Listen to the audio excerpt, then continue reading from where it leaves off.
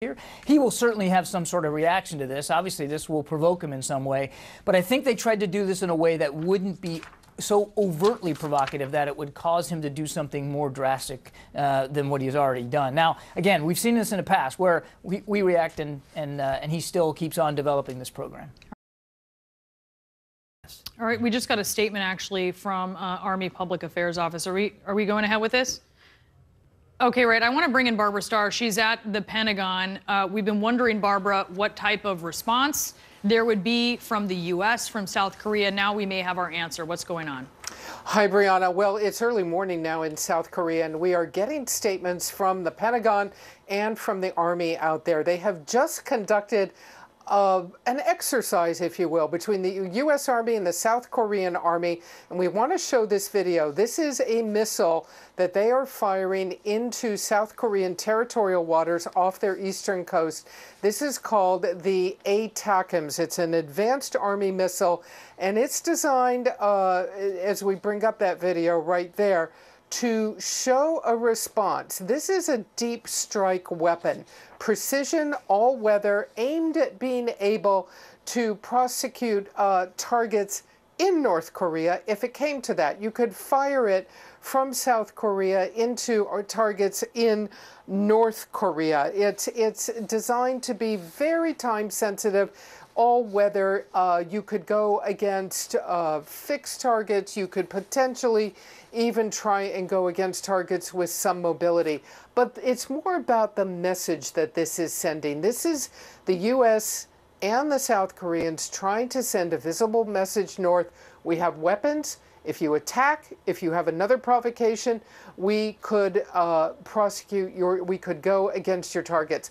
Let's be clear, this is not aimed at going against North Korean ballistic missiles, but it could potentially maybe go against launch sites, fixed targets that are devoted to the missile program, to the nuclear weapons program potentially, not the missile launches themselves. But this is not something we've seen before. Normally, when the U.S. tries to have a show of force, if you will, they'll fly aircraft over South Korea and make sure that the world sees that video. This video, this time, a bit different. And I want you to take us through this video, as just tell us what we are seeing here for the uninitiated, especially as you say, this isn't something that you normally see.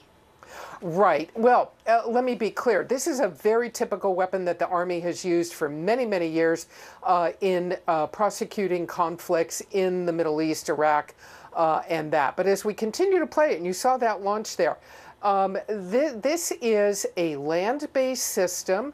It is mobile. They can move it around. It comes off a mobile launcher. Heavy duty. It takes a while to get it out there and set up. But you can see the truck, essentially the launch vehicle there, and the missiles coming off the vehicle. I think some of your other guests probably know more about it than me, but it's in a so-called pod. In other words, they can launch multiple missiles at the same time very quickly to go against multiple targets. Heavy firepower.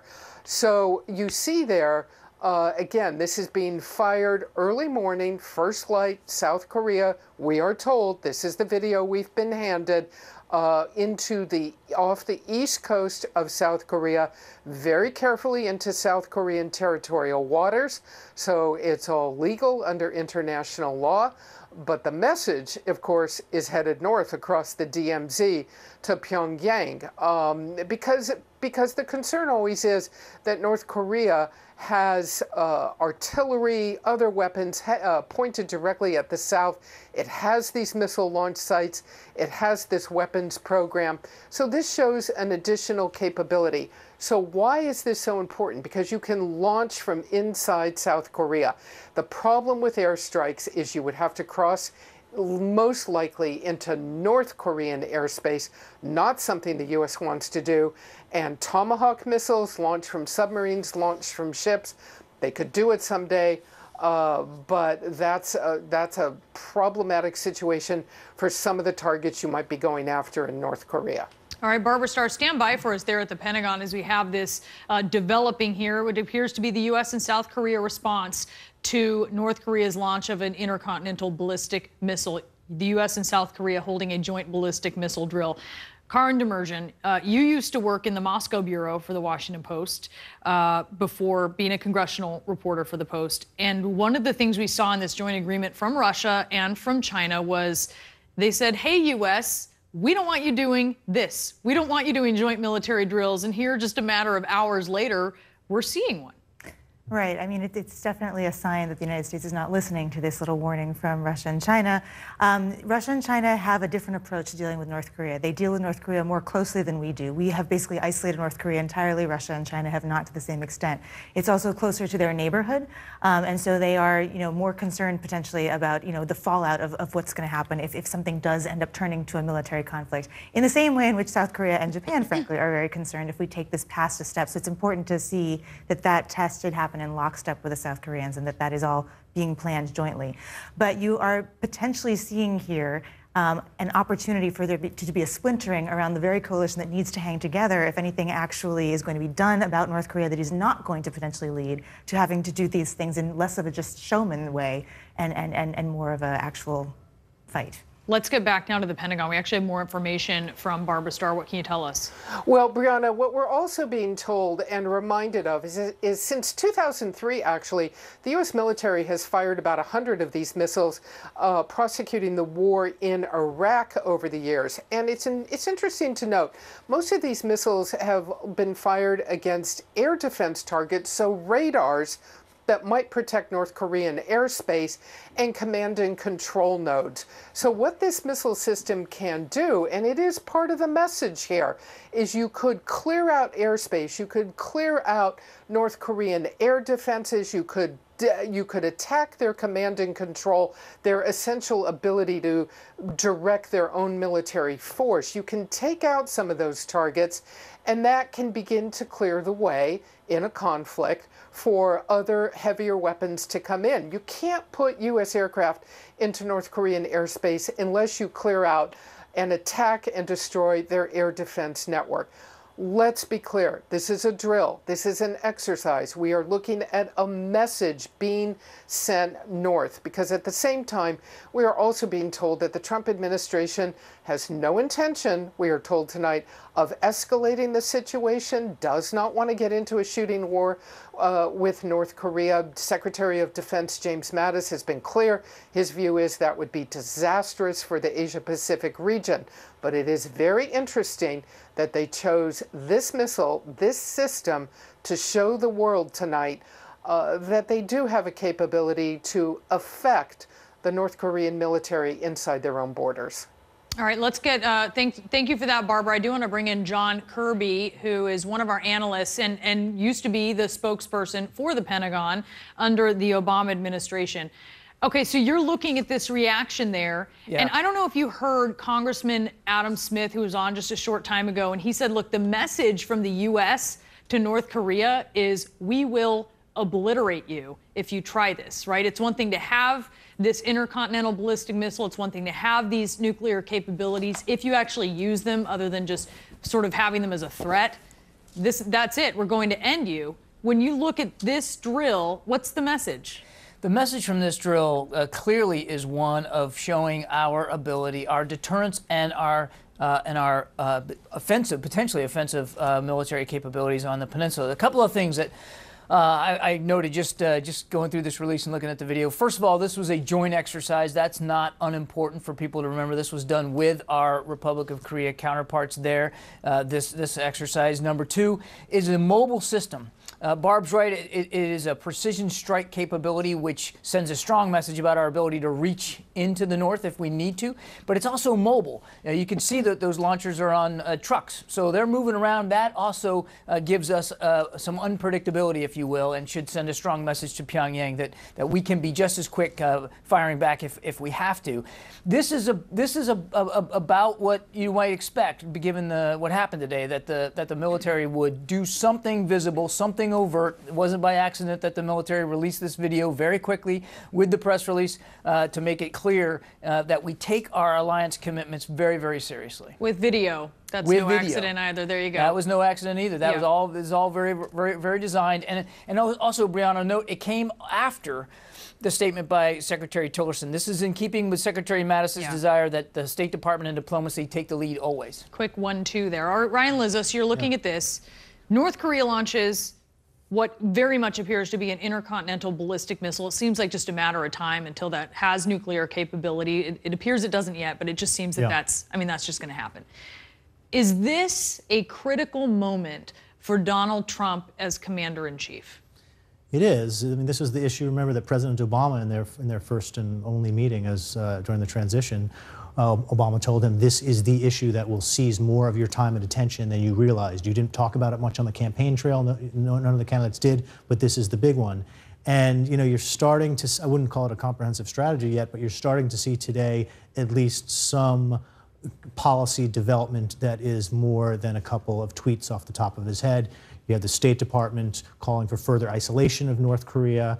You have the call for a United Nations Security Council meeting. And then you have, on the sort of show of force side, this video that the Pentagon is putting out to remind the North Koreans and the world of our capabilities in the region. Caitlin, do you get a sense of, covering the White House, do you get a sense of what the president's style is on this? Because as he is being tested, what are we to expect? Do you know?